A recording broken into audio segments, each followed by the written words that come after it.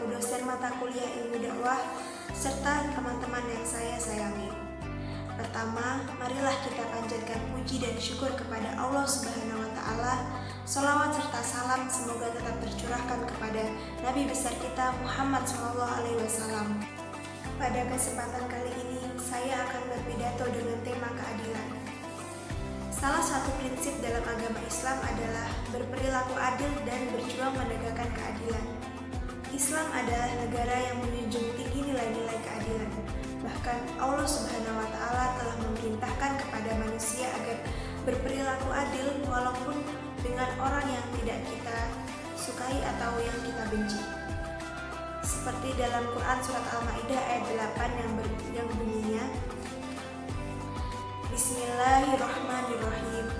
Ya ayyuhalladzina amanu kunu qawwamina lillahi syuhada'a bil qist wa la yajzimannakum syana'anu qaumin ala ta'dilu ya'dilu huwa aqrabu littaqwa wattaqullaha khabirum bima ta'malun.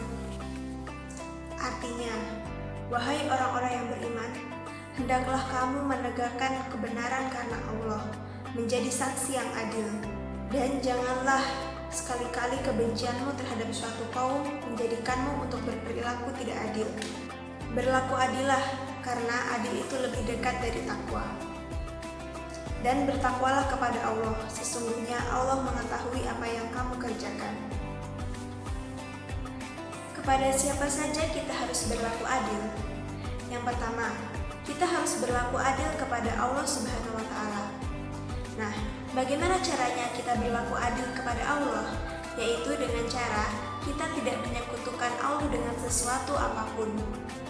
Di dunia ini ada orang yang tidak percaya sama sekali dengan Tuhan, dan ada juga yang sebaliknya percaya dengan Tuhan, tapi Tuhannya ada banyak.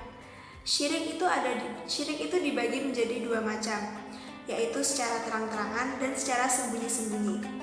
Syirik secara terang-terangan yaitu kita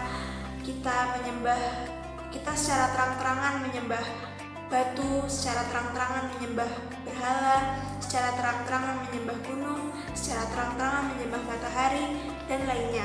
Sedangkan yang kedua yaitu syirik secara sembunyi-sembunyi atau terselubung, yaitu ketika kita mempercayai bahwa jika aku memakai cincin ini maka usahaku akan lancar, jika aku memelihara hewan ini maka bisnisku akan lancar. Itu adalah contoh dari syirik secara sembunyi-sembunyi. Setelah berperilaku adil kepada Allah Subhanahu wa Ta'ala, yang kedua kita harus berperilaku adil kepada sesama manusia, baik itu Islam maupun non-Islam, karena Islam adalah rahmatan lil alamin. Dan jangankan manusia yang berbeda agama, hewan, tumbuhan, mereka semua mendapatkan rahmat dari sebab turunnya Islam. Berperilaku adil tidak selalu sama besar atau sama berat. Dalam praktiknya, adil yaitu pertengahan, proporsional, dan menempatkan sesuatu pada tempatnya. Sebagai contoh sederhana, bersikap adil tidak harus sama berat atau sama besarnya, yaitu ketika memberikan uang saku kepada anak-anak yang masih SD dan memberikan uang saku kepada mahasiswa yang telah dewasa. Tentunya jumlah dan besarnya akan berbeda karena tidak harus sesuai dengan sama besar, melainkan sesuai dengan kebutuhannya. Meskipun jumlah uangnya tidak sama, tapi kita semua sepakat bukan bahwa hal itu merupakan tindakan yang adil. Setelah berlaku adil kepada Allah dan berlaku adil kepada sesama manusia, yang ketiga yaitu kita harus berlaku adil kepada diri kita sendiri. Karena tubuh kita ibaratkan suatu kerajaan, semuanya memiliki hak. Contohnya, mata memiliki hak untuk tidur. Apabila kita terjaga terus-menerus siang dan malam, maka kita akan mengurangi hak mata untuk tidur, dan itu merupakan perbuatan zalim. Contoh lainnya yaitu perut. Perut memiliki hak untuk makan, untuk diisi, dan untuk beristirahat. Puasa secara terus-menerus dan tidak makan-makan itu merupakan zalim terhadap hak perut. Itu sebabnya dalam Islam puasa dari pagi hingga sore hingga pagi lagi itu tidak boleh, bahkan haram hukumnya karena tidak sesuai atau bertentangan dengan fitrah manusia. Di sisi lain, kita juga tidak adil terhadap hak perut kita. Teman-teman yang berbahagia, sekali lagi, berlakulah adil. Adillah kepada Allah Subhanahu wa Ta'ala.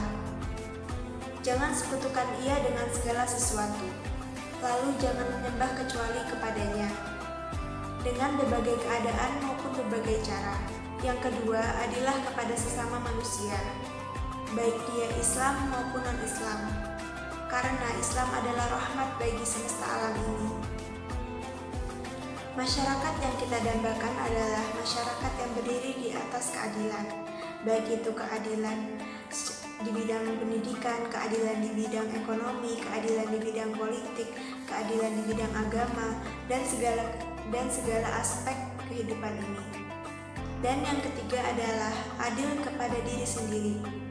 Semoga kita semua dapat menjadi orang-orang yang berperilaku adil. Teman-teman yang berbahagia, sekian yang dapat saya sampaikan pada kesempatan ini.